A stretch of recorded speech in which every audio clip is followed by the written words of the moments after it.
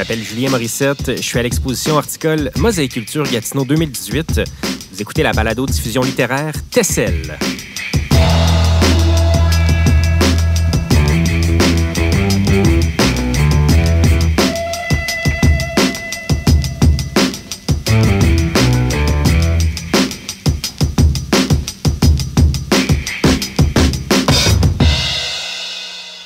Très heureux de vous présenter une première émission dans le cadre de Mosaïculture Gatineau 2018, enregistrée dans le Transistroc, le camion studio de radio de Transistor Média.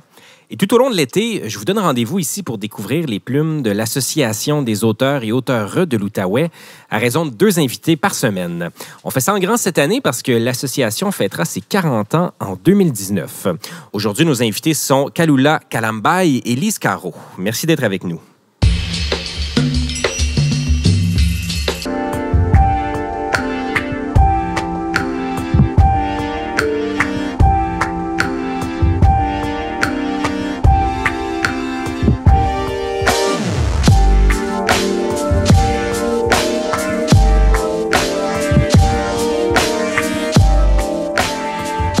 Notre deuxième invité aujourd'hui, Kalula Kalambay. Bonjour. Bonjour, Julien. Très heureux de vous accueillir dans notre camion studio de radio. Et puis, j'aimerais vous entendre. Vous allez nous présenter aujourd'hui un hommage à la crise migratoire en Libye, une réflexion sur l'histoire de la migration africaine. Donc, on commence avec le pouvoir de vos mots. Kalula Kalambay, on vous écoute. Merci. Le texte s'intitule « Soupir ». La Libye, l'exil, la Libye, cet exil. Quel cri profond, continu, d'une rage contenue, contagieuse, soutenue par un réalisme angoissant, parsemé des sursauts combatifs, d'un combat d'honneur car séculaire, paraît-il perdu d'avance, d'un combat d'illusions magiques qui constitue un héritage lourd, d'un passé lourd de sens, car a constitué l'essence de ceux qui les ont vus partir, d'ici ou d'ailleurs, de Gorée ou du Dahomey, du Gabon ou de Sao Tomé, des Lobito ou de Biano, des Malabo ou des Maputo, des Dar es Salaam ou des Zanzibar. Ils sont partis les uns après les autres, enchaînés, emportés dans un jeu triangulaire tragique et très lucratif. Combat initiatique pour tous ceux qui les ont vus débarquer à Port-Louis, Saint-Louis, Saint-Denis, Moroni, Domoni, Karachi. Ils sont arrivés les uns après les autres, déchaînés, hagards pour servir d'un maillon d'une histoire à répétition. Quel héritage! Celui d'un combat rituel devenu virtuel. Pour tous ceux d'hier comme d'aujourd'hui, peut-être sûrement aussi ceux de demain, qui suivent volontiers, pas à pas, par instinct, par nécessité ou par hébétude, la même route séculaire des épices, comme ces papillons des saisons, multicolores à dessein, source de vie et de rêve, qui s'emballent, s'envolent et se consument dans la flamme destructrice, paraît-il purificatrice. Peut-être est-ce là le prix de la survie ou de la libération. Quelle ironie! La Libye, l'exil, la Libye, cet exil. Aujourd'hui comme hier, tu es le cri symbole chargé d'angoisse, de mélancolie, d'agonie et même d'espoir. Tu es ce même cri qui, des siècles durant, a percé les cales épaisses des bateaux, perforé les tympans sourds des bourreaux et même traversé les murs épais des cercles fermés des assemblées. Histoire à répétition. Tu es ces cris symboles pathétiques, dépositaires d'une tradition pleine d'humiliation pour une race de battants. Tu es le maillon d'une chaîne invisible qui survit des générations et des crachats gluants. Tu es le symbole d'un combat perpétuel qui résonne chaque jour, chaque minute, chaque seconde. Oui, chaque seconde, au rythme cadencé de ressac de la mer. Tu es au centre des ragots au tréfonds des villages. Tu animes les débats stériles des politiques volages. Tu arraches des larmes de compassion et des désolations aux mères et aux femmes stériles. Tu es la risée et la triste réalité des jeunes et des moins jeunes incrédules. Tu es l'essence d'un combat vital chargé d'émotions, d'empathie et de contradictions. Histoire d'égalité ou d'équité, histoire de légalité ou de probité, histoire tronquée. Tu es la conscience anesthésiée par le tintamarre du triangle maléfique. Mondialisé ou globalisé, souvent peu médiatisé, tu répercutes à la folie les crânes rasés ou pas, à la recherche d'une souveraineté bafouée, d'une identité cafouillée ou d'un complice avisé qui, dans un murmure ou dans un soupir, dira que le combat en présence est une course de relais qui se joue à fond à travers les siècles et n'a changé ni de forme ni de règles. Combat des tranchées boueuses ou des ruelles douteuses. Le fleuve nauséabond qui monte des égouts s'incruste de façon ténace dans la peau majestueuse de l'ébène royal.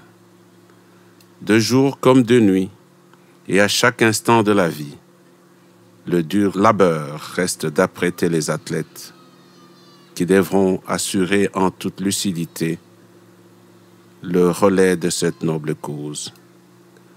Combattant hypothétique pour une victoire symbolique, j'entends déjà venant de loin, de très loin, dans un soupir, emporté par les vents du sud, la clameur victorieuse que précèdent les rafales rageuses des cyclones ravageurs de l'océan Indien pour annoncer au continent la nouvelle d'un nouveau départ.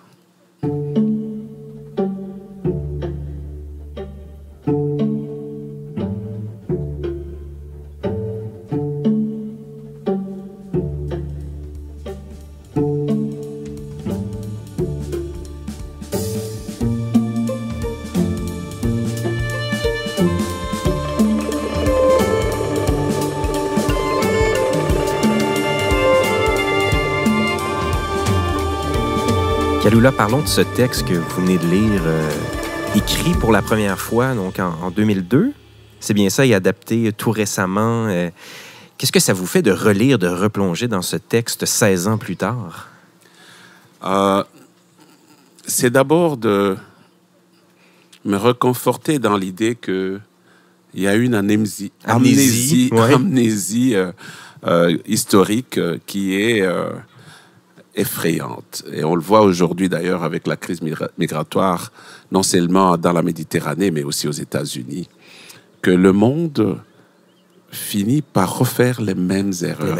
Et c'est ça qui a fait que, en revoyant les mêmes images, des choses que nous avons apprises dans l'histoire et croyant que c'était passé, de les revoir aujourd'hui, mais qui sont devenus des virtuels, des détails.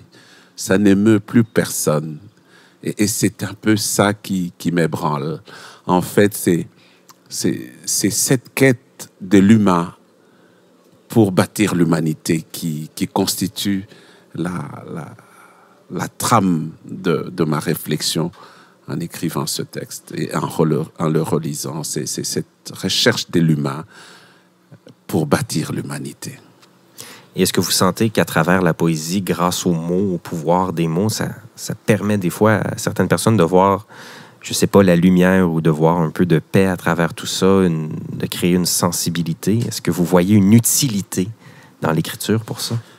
La puissance des mots, en tout cas en ce qui concerne mon expérience, ça a été d'abord pour me permettre d'absorber ces genres de crises et de ne pas en faire une crise, de prendre la distance et les reculs qui permettent de regarder tous ces événements avec un œil apaisé, tout en sachant que c'est lourd, c'est dramatique. Donc, l'écriture joue ce rôle et les mots dans leur puissance, je dirais même dans leur puissance douce, permet d'absorber ça et de regarder les choses de manière un peu plus apaisée. L'écriture m'aide beaucoup pour ça, oui. Et vous avez, en tant que médecin, aidé beaucoup de gens au cours de votre carrière. Vous êtes originaire de la République démocratique du Congo. Qu'est-ce qui fait en sorte qu'on a le bonheur de vous avoir parmi nous ici au Canada maintenant, en 2018? Oui, c'est assez amusant, je dirais, mais parce que à aucun moment, d'abord, j'ai pensé émigrer, quitter mon pays pour aller vivre ailleurs. Et puis, par un concours de l'histoire, j'ai travaillé comme fonctionnaire international. Et là, on a eu à voyager beaucoup. J'ai travaillé de manière fixe donc, dans plus de 8 pays avec des jeunes enfants et leur scolarité était perturbée. À un moment donné, il m'a fallu chercher une terre d'accueil pour permettre aux enfants d'avoir un développement scolaire normal.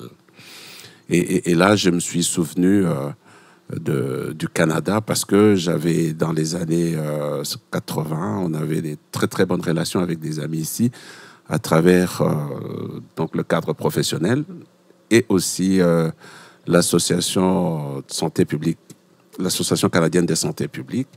Donc, et j'avais eu la chance, en voyageant à travers le monde, de chercher le pays apaisé, où je pouvais laisser mes enfants et évoluer sans effectivement avoir à être très préoccupé. Plus tard, comme les choses se font, on court derrière les enfants. Voilà pourquoi je suis là. Et l'écriture dans votre vie est arrivée de quelle façon? J'ai commencé l'écriture dans les années 70, fin des années 70, jeune médecin. Je me suis retrouvé dans un milieu rural avec beaucoup de défis. Et là, il y avait deux options. Soit je faisais une crise et je tapais tout le monde ou tirais sur tout le monde, ou alors je m'exprimais sur le papier pour permettre d'absorber le choc et de repartir. Et c'est ainsi donc que j'ai commencé mes premières lettres. Et mon premier recueil de poèmes, qui est Apatride, je l'ai publié 30 ans après. En fait, il reprend toute la première partie de ma vie de médecin de brousse, qui était fait de beaucoup de défis. Et l'écriture me permettait comme ça de sortir tout ça par écrit. J'avais un compagnon. Parce que c'est pas toujours intéressant de raconter des choses qui ne font pas partie de sphère de celui qui est à votre présence. On vous écoute les 2 premiers jours, après c'est trop de lamentation et on n'en veut plus. Alors là, le papier, l'écriture devient un compagnon incroyable. Et depuis lors, je continuais donc à écrire et à partager mes émotions par écrit. En plus d'être médecin spécialiste en santé publique, Kalula, vous êtes auteur, poète, nouvelliste, on l'a découvert, mais vous êtes aussi artiste visuel.